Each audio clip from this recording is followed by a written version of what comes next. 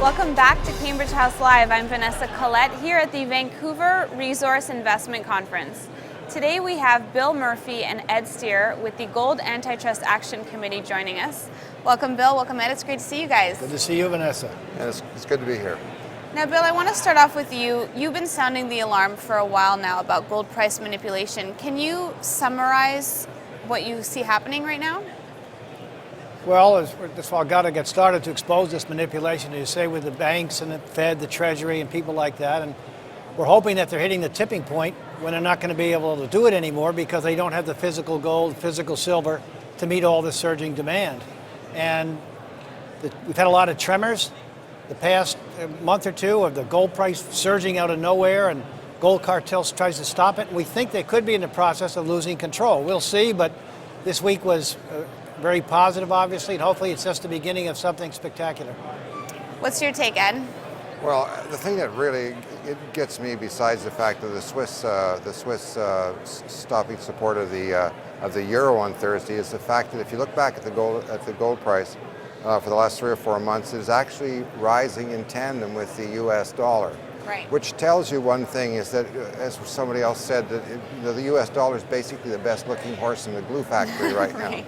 So when the U.S. dollar decides it's going to head south, and it will at some point because it can't go up forever, then I think we're going to see a major readjustment in the gold price. And like Bill said, we have this situation where the gold and silver demand is so enormous now, if not from the consumer, then certainly from governments like India and China and Russia, that this thing is definitely coming to a head sooner rather than later, is my opinion.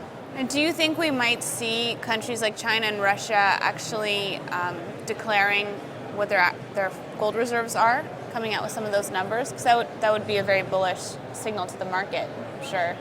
Yeah, it would be. And of course, China, since as long as we've been following, has never given out their true numbers.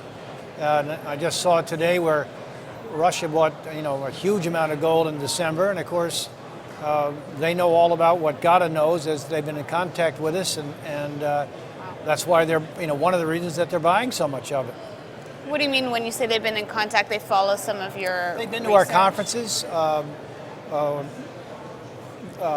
For one, gold exploded after our conference in Dawson City, after Andrei Bykov was there for 2 days. We've had conference calls with the Chinese Investment Corporation. There have been communiques about the manipulation of the gold market that have been intercepted and have been shown on WikiLeaks. So the Chinese and Russians know what GATA knows, that the price is artificially way too low. The Western central banks have been flooding the market to get the price down, and they're running out. It's pretty exciting. Why is it so exciting for you right now? Because I'm so bullish. Right. But no, seriously, that we think that they're hitting this tipping point when they just can't stop it anymore. And while the price went up slowly from 12 years up until 2011, this time it's liable to be dramatic and with explosive price action. And I think, as Ed was saying, I think it's closer rather than later. Now, do you think we're any closer to a more transparent market in the gold? Gold and silver have never traded freely in the marketplace in all of recorded history, so it's hard to say. I know that when this thing does finally end, I'm not sure whether we're going to be any further ahead than we were before. They may reset the gold price. Instead of defending it at 1,200, they may defend it at 5,000 or 6,000. We don't know what that is. One thing I can say is that, with all the stuff about the repatriation from Germany and the Netherlands and Belgium and all these countries, is that the fact that it's happening and we're seeing it in the mainstream press means that there's lots of stuff going on beneath the surface in the gold market that, frankly, the public is not privy to. And where there's smoke, there's fire. When the fire does erupt, I got a feeling we're going to see our price reset overnight, like on a weekend or something like that, just like Bill said. Is that also your feeling, Bill? You think it'll be an overnight repricing? Well, the one thing that's a bit scary there is look what just happened to all these firms with the Swiss franc and a couple of firms going over. If they ever did it overnight, the bankruptcies in the gold and silver markets and the margin calls, and I mean, they got to be very careful, because if the COMEX goes out of business or has problems or declares force majeure, it's related to the stock futures, the bond futures, and all the trading. So it could create something that was unbelievable. So if it was done overnight, which can happen, I mean, they would have to be prepared for things to blow up totally when in terms of the COMEX and some related entities. Now, what do you think could create a fair, transparent market for gold? Well, as Ed said, when has there been one? And I think what's going to happen, the only way it's ever going to be transparent is when it blows up. It's very likely that we're going to have some problems with these unallocated accounts where there's 100 claims on one physical, say, ounce of gold or whatever quantity you want to say. And all of a sudden, if they all go, like what just happened with the Swiss franc and so on, if they all go to get their gold at the same time, it's not there, you're liable to get a panic. And that's what I see coming. And I'm not sure when on that one, but it's coming.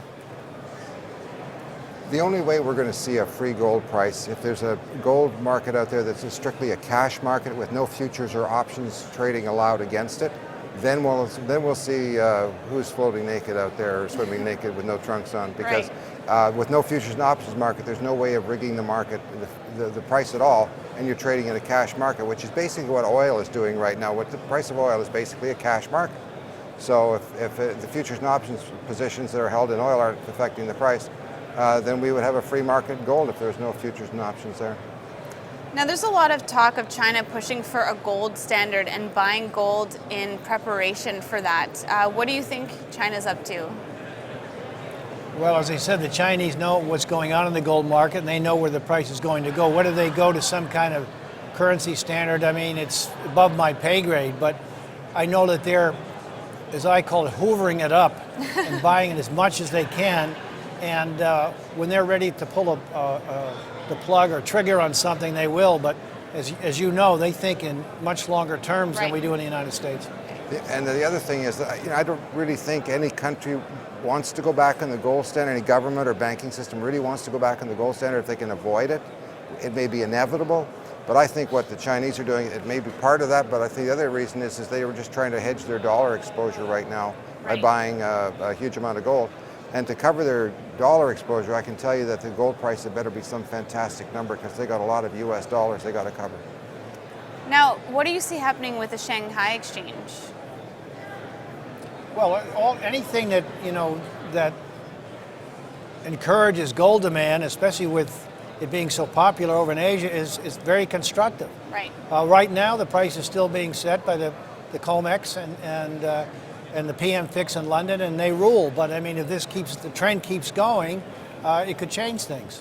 I think basically the Chinese, who are very smart people, okay, they've been around, their civilization's been around for thousands of years, and you've seen the dynasties come and go. Well, this current dynasty, if you wish to give it that name, they know what has been going on in the world for the last 200 years between the British, look at the Opium Wars of the 1800s, and what the Americans have now done over the last 100 or so years. They basically said, we're tired of this scam, okay? We got Hong Kong back, thank you very much, okay? And I think that under the surface, all the diplomacy set aside is they're out to take the West on and stick it to them. That's my opinion. Now, Ed, what do you see happening with Indian demand for gold? Indian demand for gold, I think as long as the Indian government doesn't stick its nose into this thing again and they backed off substantially, I think that Indian demand could be where it's going to be this year, like 800, 1,000, 1,100 tons. Right. The fact of the matter is that we don't know, but between India, like I said, India, China, and Russia, that's over 100% of the gold that's mined, so it's just a matter of how long the Western powers are going to allow their gold reserves to be drained to satisfy the demand coming out of India and China, and I would bet that sometime we're going to find out. Well, have the import restrictions been completely removed, or have we seen any progress there? What's the status? Well, excuse me, Bill, it helps the fact that the price of oil is now, at $48 a barrel, so that helps the current account deficit in India right now. If we saw an oil price back up around 100 and whatever dollar price it is, then I think you'd see some squawking because the current account deficit would blow out, and the only place that they can really fix it wouldn't be oil, it would be in, say, gold. So they're making hay while the sun shines right now, and that's what I would be doing if I were them. Now, Bill, if you were to take over as head of the Federal Reserve tomorrow, what would you do?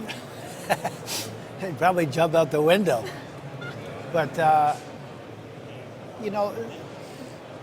as Alan Greenspan said at a conference we were at a few months ago, I mean... New Orleans. Yeah, they're in bed with the rest of the government, and quite frankly, I mean, the whole country is ruled by the money, power, the banking elite.